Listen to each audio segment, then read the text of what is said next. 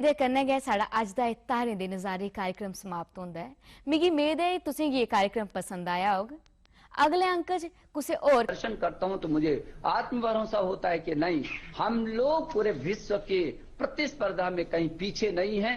आत्म भरोसे के साथ नरेंद्र मोदी जी की अगुवाई में, उनके संरक्षण में, उनके मार्गदर्शन में जिस तरीके से सारे विश्व में भारत का नाम ऊंचा हो रहा है, जिस तरीके से भारत एक महाशक्ति के रूप में स्थापित हो रहा है, मुझे भरोसा है कि जो हमारी ये नई शिक्षा नीति 2020 आया है, जिसमें पूरे देश का जनमानस उत्सव और उल्लास मना रहे, ये हमारी जो नई शिक्षा नीति आ रही है, ये भारत को एक ज्ञान आधारित महाशक्ति के रूप में स्थापित करेगा।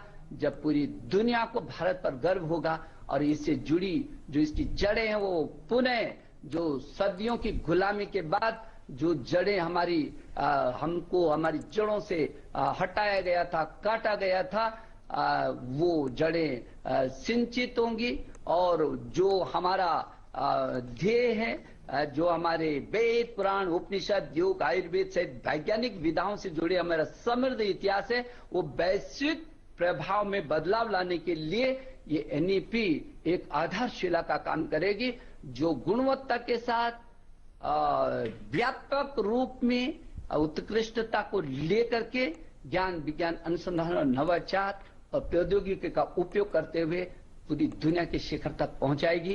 क्योंकि अभी हमारे देश के यशस्वी प्रधानमंत्री जी हमको हमारा मार्गदर्शन करने के लिए हमारे बीच आ रहे हैं।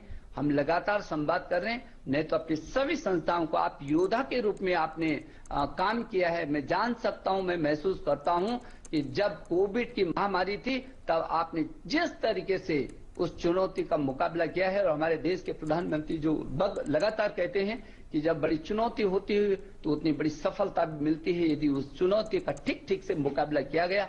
और मुझे गर्व होता है कि मेरे सारे शिक्षण संस्थानों ने बहुत अच्छा काम किया।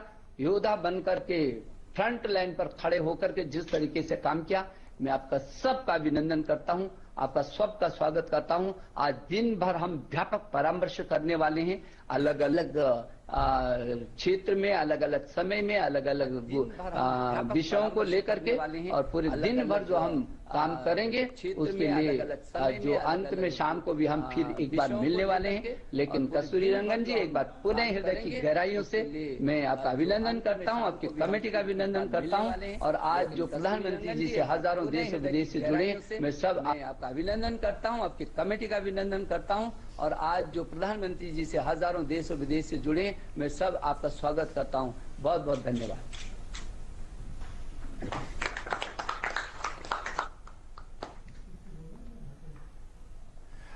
Prime Minister Narendra Modi will be delivering that inaugural address there at the Conclave on National Education Policy 2020 through a live video conference that's expected in a little while from now. The conclave transforming reforms in higher education under the National Education Policy is being organized by the University Grants Commission and the Ministry of Education. There, this particular deliberation there, the new education policy which was approved by the cabinet on July 29th, it replaced that 34-year-old national education policy, that national policy on education which was there framed in 1986, and it aimed at paving a way for transformation reforms in schools and higher education systems to make India a global superpower when it comes to knowledge. This conclave will have various sessions and they will be deliberating on various aspects of higher education covered under the new National Education Policy 2020. Some of the aspects which will be covered in this particular deliberation today will include holistic, multidisciplinary and futuristic education. This will also have quality research and equitable use of technology for better use of education. Earlier this morning, the Union Minister for Education, Ramesh Pokhriyal, also the Union Minister of State, Sanjay Dhodre, they would be participating in this particular event. A number of dignitaries, including the chairman and member committees for the draft of the National Education Policy, as well as eminent academicians and scientists, will speak on different aspects of the National Education Policy. The people expected to attend this particular event: Chairman of the University Grant Commission, All India Council of Technical Education, UGC, Vice Chancellors of University, Directors, members of the committee, of the draft, and principals from eminent institutes, universities and colleges will be some of the dignitaries that will be participating in this particular conclave. A little while from now, Prime Minister expected to address this conclave on the National Education Policy 2020 through a live video conference. This conference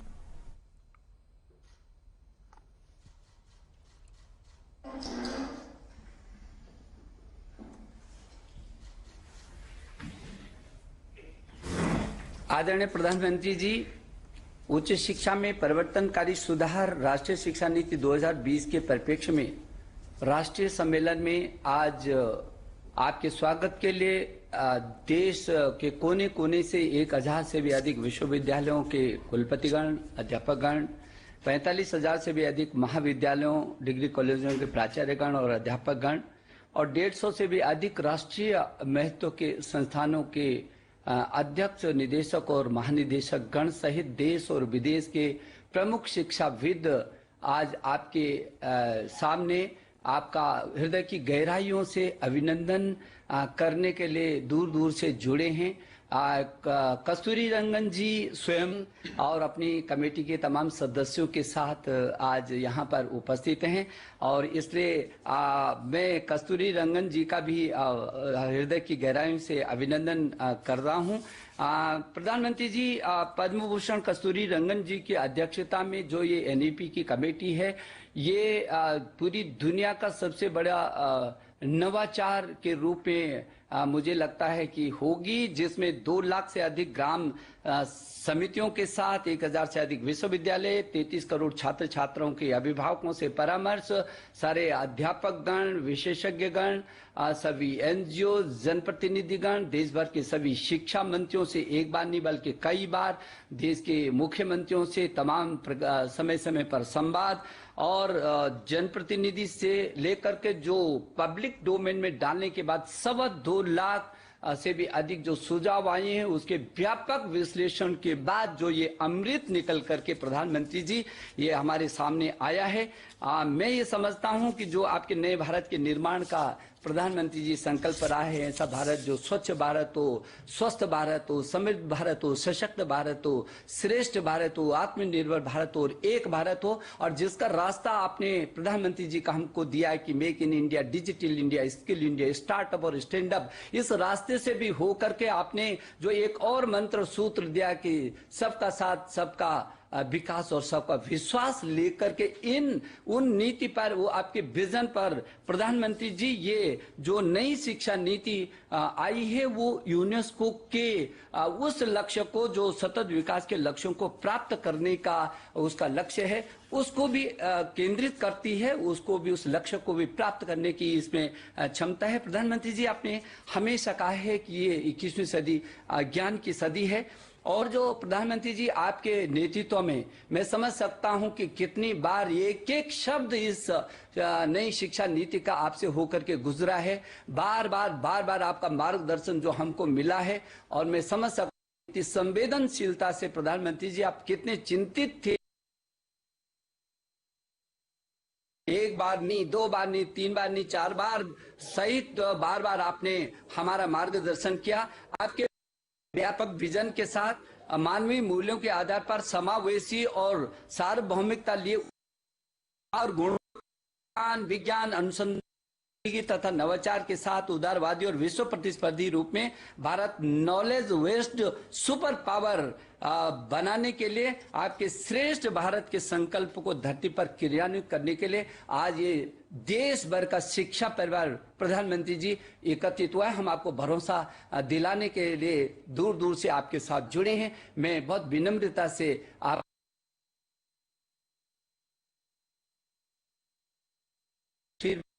अभिलाषी हैं। प्रधानमंत्री जी नमस्कार। मंत्रिमंडल में मेरे सहयोगी श्रीमान रमेश पोखरियाल निशंक जी, श्रीमान संजय धोत्रे जी,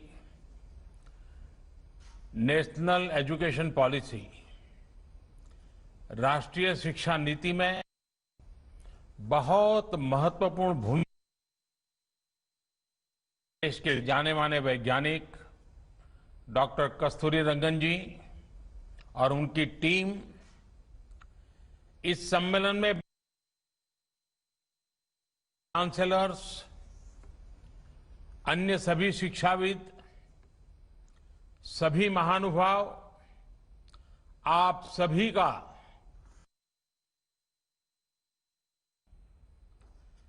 national education policy, राष्ट्रीय शिक्षा नीति के संदर्भ में आज का ये इवेंट महत्वपूर्ण है। इस कॉन्क्लेव से भारत के एजुकेशन वर्ल्ड को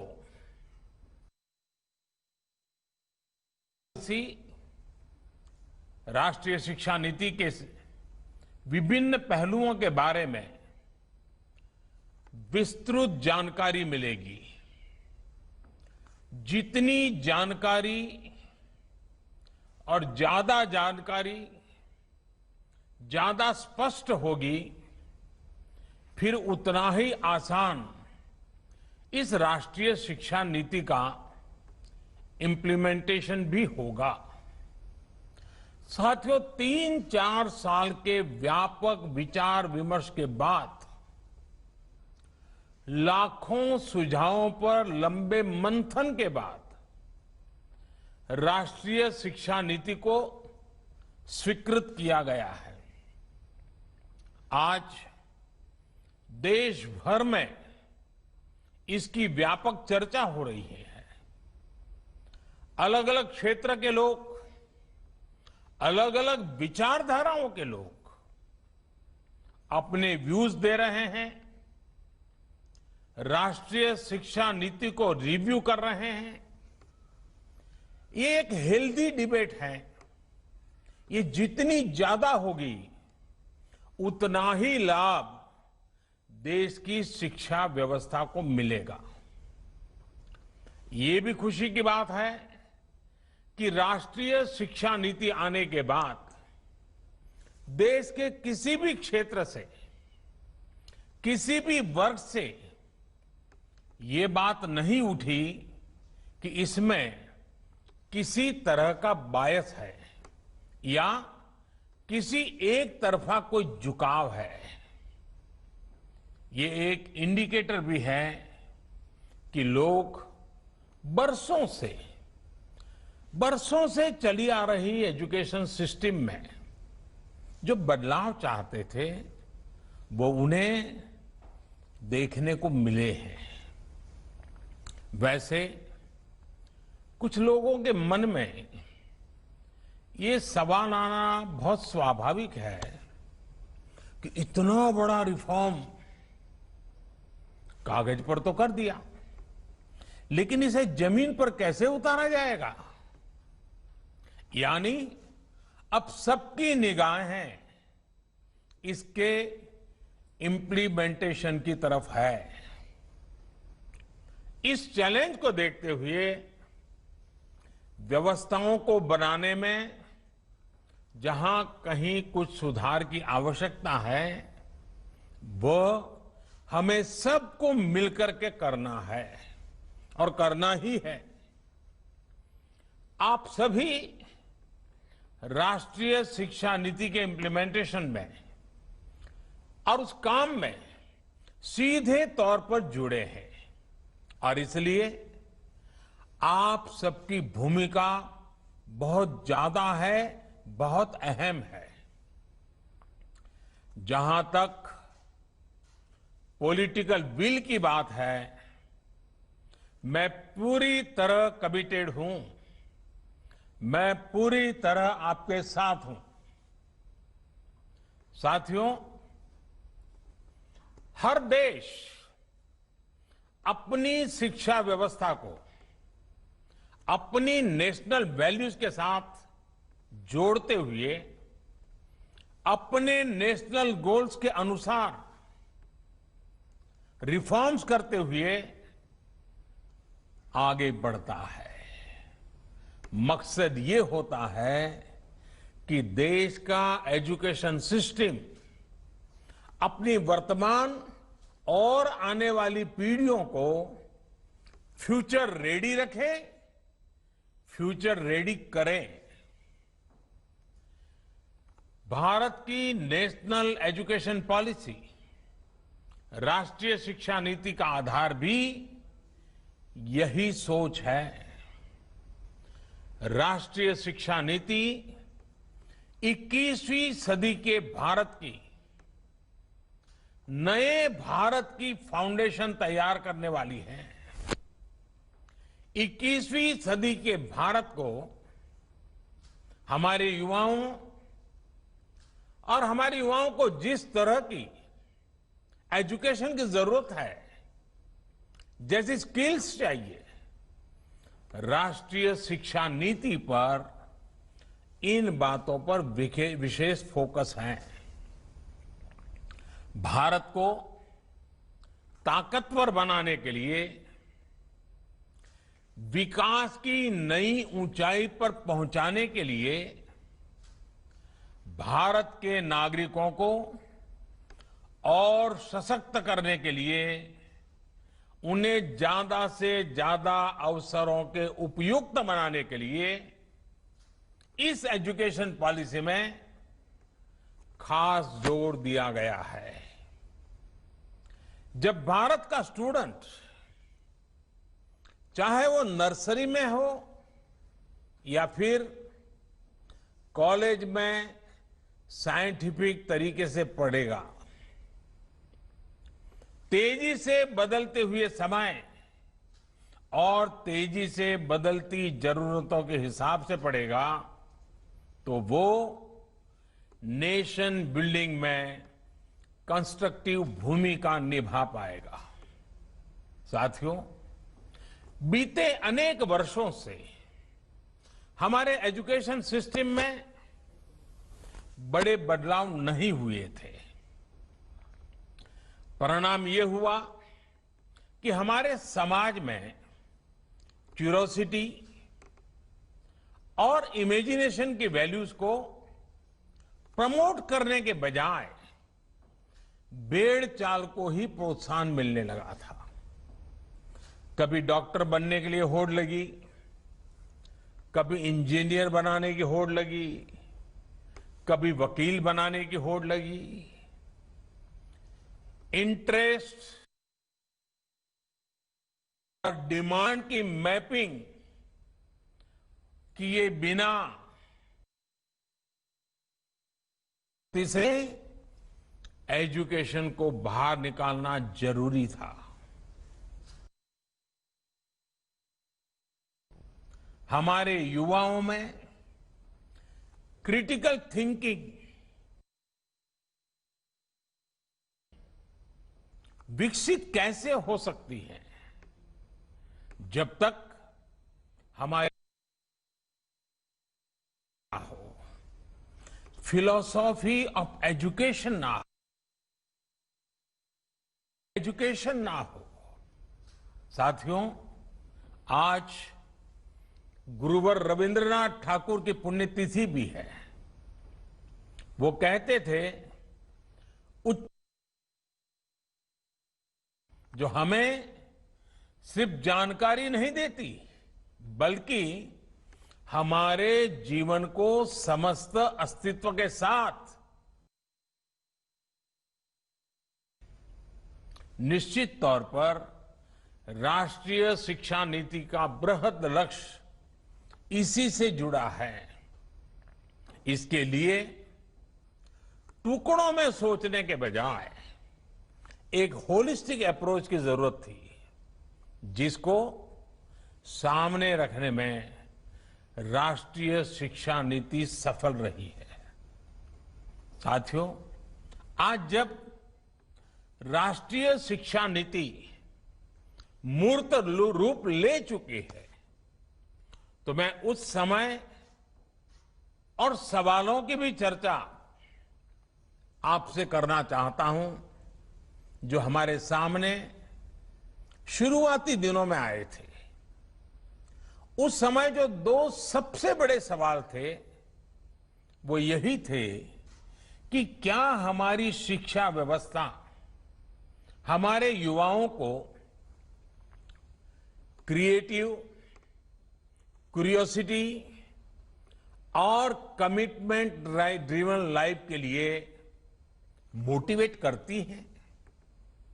आप लोग इस क्षेत्र में इतने वर्षों से हैं, आपने अपना जीवन शिक्षा के लिए खपा दिया है, समर्पित किया है। आप लोग इसका जवाब बेहतर जानते हैं। साथियों, हमारे सामने दूसरा सवाल था कि क्या हमारी शिक्षा व्यवस्था हमारे युवाओं को एम्पावर करती है, देश में एक एम्पावर्ड सोसाइटी के निर्माण में मदद करती है। आप सब इन सवालों से भी परिचित हैं और जवाबों से भी भली भांति परिचित है। साथियों, आज मुझे संतोष है कि भारत की नेशनल एजुकेशन पॉलिसी, राष्ट्रीय शिक्षा नीति को बनाते समय इन सवालों पर गंभीरता से काम किया गया। साथियों, बदलते समय के साथ एक नई विश्व व्यवस्था, एक नए रंग रूप और व्यवस्थाओं में बदलाव, एक नई विश्व व्यवस्था खड़ी हो रही है। एक नया ग्लोबल स्टैंडर्ड भी तय हो रहा है। इसके हिसाब से भारत का एजुकेशन सिस्टम खुद में बदलाव करे, ये भी किया जाना बहुत जरूरी था। स्कूल करिकुलम के 10+2 स्ट्रक्चर से आगे बढ़कर अब 5+3+3+4 करिकुलम का स्ट्रक्चर देना इसी दिशा में एक कदम है। हमें अपने स्टूडेंट्स को ग्लोबल सिटीजन भी बनाना है और इसका भी ध्यान रखना है कि वे ग्लोबल सिटीजन तो बने, लेकिन साथ साथ अपनी जड़ों से भी जुड़े रहें। जड़ से लेकर के जग तक, मनुष्य से मानवता तक, अतीत से आधुनिकता तक सभी बिंदुओं का समावेश कर राष्ट्रीय शिक्षा नीति का स्वरूप तय किया गया है। साथियों, इस बात में कोई विवाद नहीं है के घर की बोली और स्कूल में पढ़ाई की भाषा एक ही होने से बच्चों के सीखने की गति बेहतर होती है। ये एक बहुत बड़ी वजह है जिसकी वजह से जहां तक संभव हो 5th क्लास तक बच्चों को उनकी मातृभाषा में ही पढ़ाने पर सहमति दी गई है। इससे बच्चों को और बच्चों की नींव तो मजबूत होगी ही, उनके आगे की पढ़ाई के लिए भी उनका बेस और मजबूत होगा। साथियों, अभी तक जो हमारी शिक्षा व्यवस्था है उसमें व्हाट टू थिंक, मैं बहुत जिम्मेवारी से बोल रहा हूं, व्हाट टू थिंक पर फोकस रहा है, जबकि इस शिक्षा नीति में हाउ टू थिंक उस पर बल दिया जा रहा है। ये मैं इसलिए कह रहा हूं कि आज जिस दौर में हम, और ये दौर ऐसा है जहां इंफॉर्मेशन और कंटेंट की कोई कमी नहीं है, एक प्रकार से बाढ़ आई हुई है। हर प्रकार की जानकारी आपके मोबाइल फोन पर अवेलेबल है।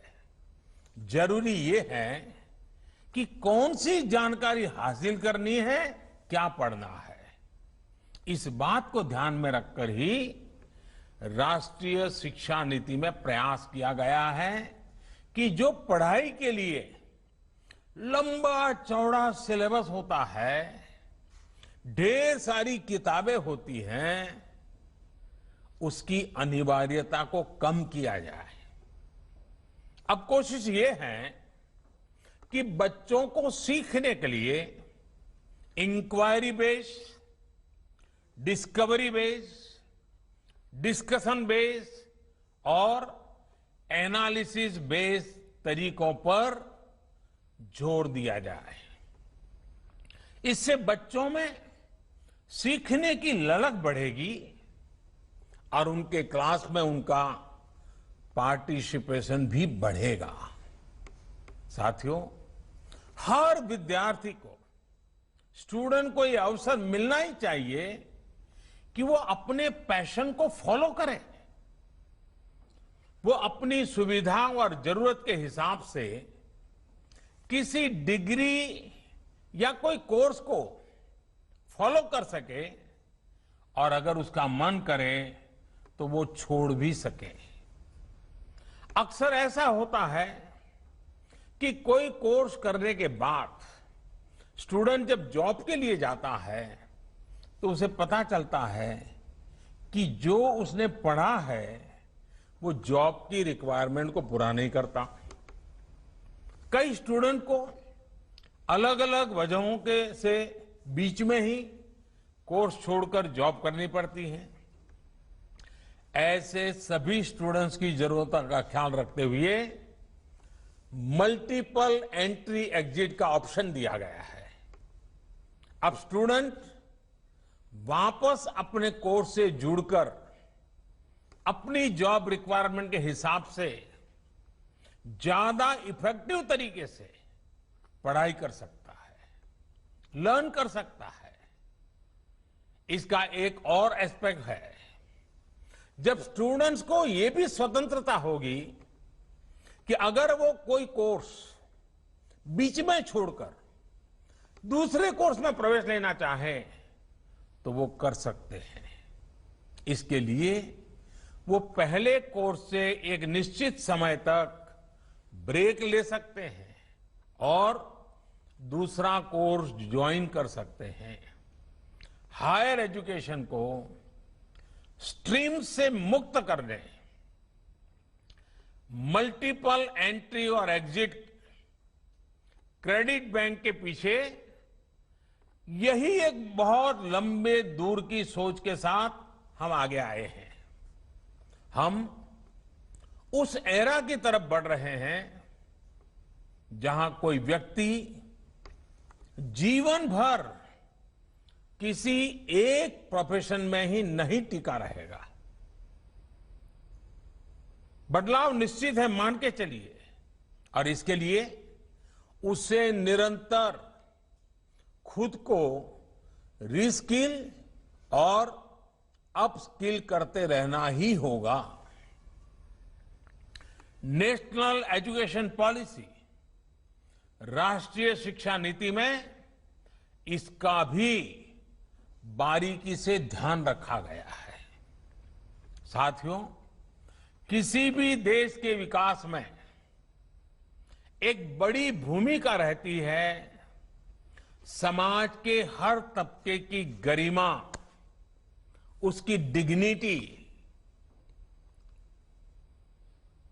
समाज का कोई व्यक्ति कोई भी काम करता हो, कोई निम्न नहीं होता है। हमें ये सोचना चाहिए कि भारत जैसे सांस्कृतिक रूप से समृद्ध रहे देश में ये बुराई कहां से आई? ऊंच नीच का भाव, मेहनत मजदूरी करने वालों के प्रति हीन भाव, इस प्रकार की विकृति हमारे अंदर कैसे घर कर गई? इसकी एक बड़ी वजह रही है कि हमारी एजुकेशन का समाज के इस तबके के साथ एक डिस्कनेक्ट रहा। जब गांवों में जाएंगे, किसान को, श्रमिकों को, मजदूरों को काम करते देखेंगे, तभी तो उनके बारे में जान पाएंगे, उन्हें समझ पाएंगे वो कितना बड़ा योगदान कर रहे हैं। समाज की आवश्यकताओं की पूर्ति के लिए वो कैसे अपना जीवन खपा रहे हैं। उनके श्रम का सम्मान करना हमारी पीढ़ी को, वर्तमान को, भावी पीढ़ी को सीखना ही होगा। इसलिए राष्ट्रीय शिक्षा नीति में स्टूडेंट एजुकेशन और डिग्निटी ऑफ लेबर, उस पर भी बहुत ध्यान दिया गया है। साथियों, 21वीं सदी के भारत से पूरी दुनिया को बहुत अपेक्षाएं हैं। भारत का सामर्थ्य है कि वो टैलेंट और टेक्नोलॉजी का समाधान पूरी दुनिया को दे सकता है। हमारी इस जिम्मेदारी को भी हमारी एजुकेशन पॉलिसी एड्रेस करती है। राष्ट्रीय शिक्षा नीति में जो भी समाधान सुझाए गए हैं, उससे फ्यूचरिस्टिक टेक्नोलॉजी के प्रति एक माइंडसेट विकसित करने की भावना भी है। अब टेक्नोलॉजी ने हमें बहुत तेजी से, बहुत अच्छी तरह से, बहुत कम खर्च में समाज के आखिरी छोर पर खड़े स्टूडेंट तक पहुंचने का माध्यम दिया है। हमें इसका ज्यादा से ज्यादा उपयोग करना है। इस एजुकेशन पॉलिसी के माध्यम से टेक्नोलॉजी आधारित बेहतर कंटेंट और कोर्स के डेवलपमेंट में बहुत मदद मिलेगी। बेसिक कंप्यूटिंग पर बल हो, कोडिंग पर फोकस हो, या फिर रिसर्च पर ज्यादा जोर, ये सिर्फ एजुकेशन सिस्टम ही नहीं बल्कि पूरे समाज की अप्रोच को बदलने का माध्यम बन सकता है। वर्चुअल लैब जैसे कंसेप्ट ऐसे लाखों साथियों तक बेहतर शिक्षा के सपने को ले जाने वाला है, जो पहले से ही सब्जेक्ट्स पढ़ ही नहीं पाते थे, जिसमें लैब एक्सपेरिमेंट जरूरी हो। नेशनल एजुकेशन पॉलिसी, राष्ट्रीय शिक्षा नीति हमारे देश में रिसर्च और एजुकेशन के गैप को खत्म करने में भी अहम भूमिका निभाने वाली है। साथियों, जब इंस्टीट्यूशंस और इंफ्रास्ट्रक्चर में ये रिफॉर्म्स रिफ्लेक्ट होंगे, तभी राष्ट्रीय शिक्षा नीति को अधिक प्रभावी और त्वरित गति से इंप्लीमेंट। आज समय की मांग है कि इनोवेशन और एडॉप्शन की उम्मीद करना चाहते हैं, वो खुद हमारे देश के इंस्टीट्यूशन से शुरू होनी चाहिए, और जिसका नेतृत्व आप सबके पास है। जब हम एजुकेशन और विशेष हायर एजुकेशन को एम्पावर्ड सोसाइटी के निर्माता के रूप, इसके लिए हायर एजुकेशन इंस्टीट्यूशंस को भी एम्पावर करना जरूरी है। ऐसे ही इंस्टीट्यूशंस को एम्पावर करने की बात आती है तो उसके साथ ही एक और शब्द चला आता है, और वो शब्द आप भली बात ही जानते हैं। वो शब्द क्या है? ऑटोनॉमी। ऑटोनॉमी। आप भी जानते हैं कि ऑटोनॉमी को लेकर पूरे देश में प्रवर्तमान है। एक कहता है नियंत्रण से पूरी सख्ती से चलना चाहिए, तो दूसरा कहता है कि सभी संस्थानों को बाय डिफॉल्ट ऑटोनॉमी मिलनी चाहिए। पहली अप्रोच में नॉन गवर्नमेंट संस्थानों के प्रति मिसट्रस्ट दिखता है, तो दूसरी अप्रोच में ऑटोनॉमी को एंटाइटलमेंट के रूप में भी ट्रीट किया जाता है। गुड क्वालिटी एजुकेशन का रास्ता इन दोनों के बीच में से ही निकलता है, दोनों मतों के मध्य से ही निकलता है। जो संस्थान क्वालिटी एजुकेशन के लिए ज्यादा काम करे, उसको ज्यादा फ्रीडम से रिवॉर्ड किया जाना चाहिए। इससे क्वालिटी को एनकरेजमेंट मिलेगा और सबको ग्रो करने के लिए इंसेंटिव भी मिलेगा। नेशनल एजुकेशन पॉलिसी, राष्ट्रीय शिक्षा नीति आने से पहले हाल के वर्षों में आपने भी देखा है कि कैसे हमारी सरकार ने अनेकों इंस्टीट्यूशंस को ऑटोनॉमी देने की पहल की है। मुझे उम्मीद है राष्ट्रीय शिक्षा नीति का जैसे जैसे विस्तार होगा, शिक्षा संस्थानों को ऑटोनॉमी की प्रक्रिया भी और तेज होगी। साथियों, देश के पूर्व राष्ट्रपति, महान वैज्ञानिक डॉक्टर एपीजे अब्दुल कलाम कहा करते थे, the purpose of education is to make good human beings with skill and expertise. Enlightened human beings can be created by teachers. वाकई शिक्षा व्यवस्था में बदलाव देश को अच्छे स्टूडेंट्स, अच्छे प्रोफेशनल्स और उत्तम नागरिक देने का बहुत बड़ा माध्यम आप सभी हैं, आप सभी टीचर्स ही हैं, प्रोफेसर्स ही हैं। शिक्षा जगत से जुड़े आप ही लोग इस काम को करते हैं और कर सकते हैं। इसलिए नेशनल एजुकेशन पॉलिसी, राष्ट्रीय शिक्षा नीति में डिग्निटी ऑफ टीचर्स का भी ध्यान रखा गया है। एक प्रयास ये भी है कि भारत का जो टैलेंट है वो भारत में ही रहकर आने वाली पीढ़ियों का विकास करे। राष्ट्रीय शिक्षा नीति में टीचर ट्रेनिंग पर बहुत जोर है।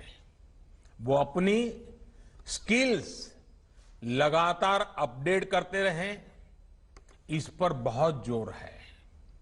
I believe when a teacher learns, a nation Leeds.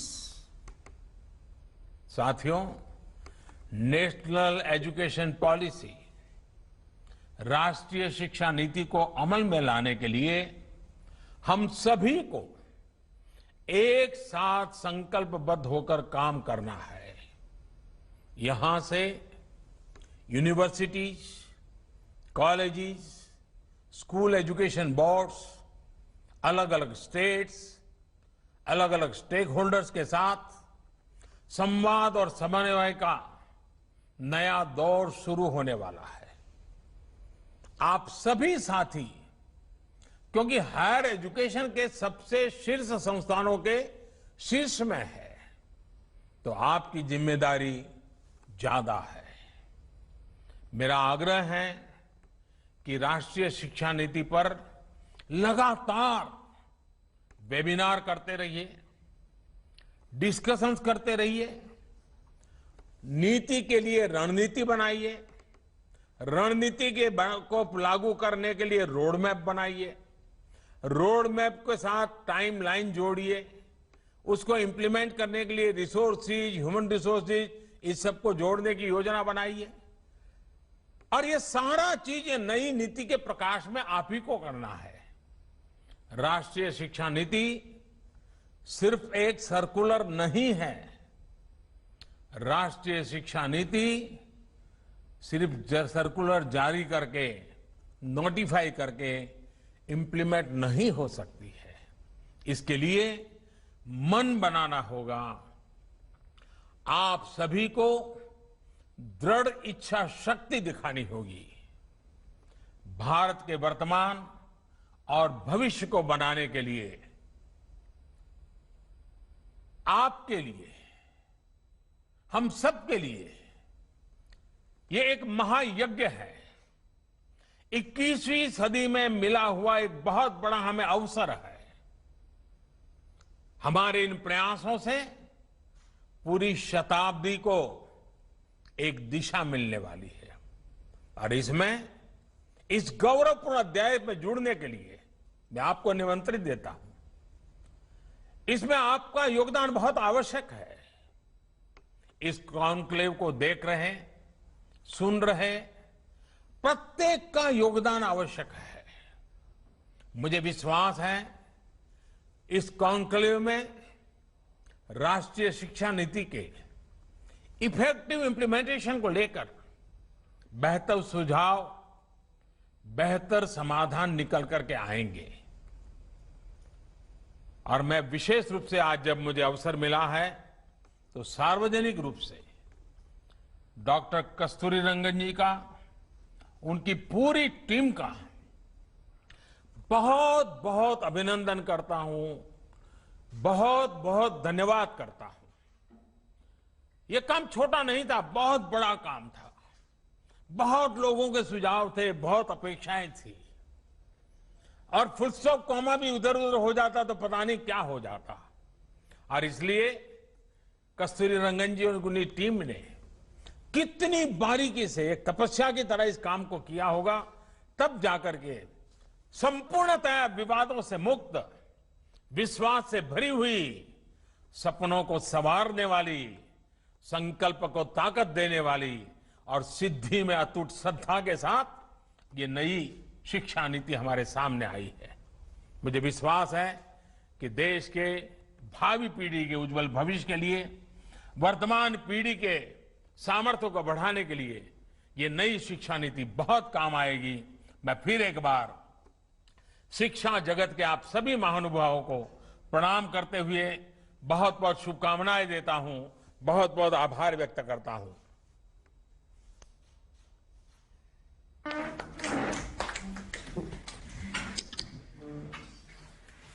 बहुत बहुत धन्यवाद प्रधानमंत्री जी, हम आपके बहुत आभारी हैं।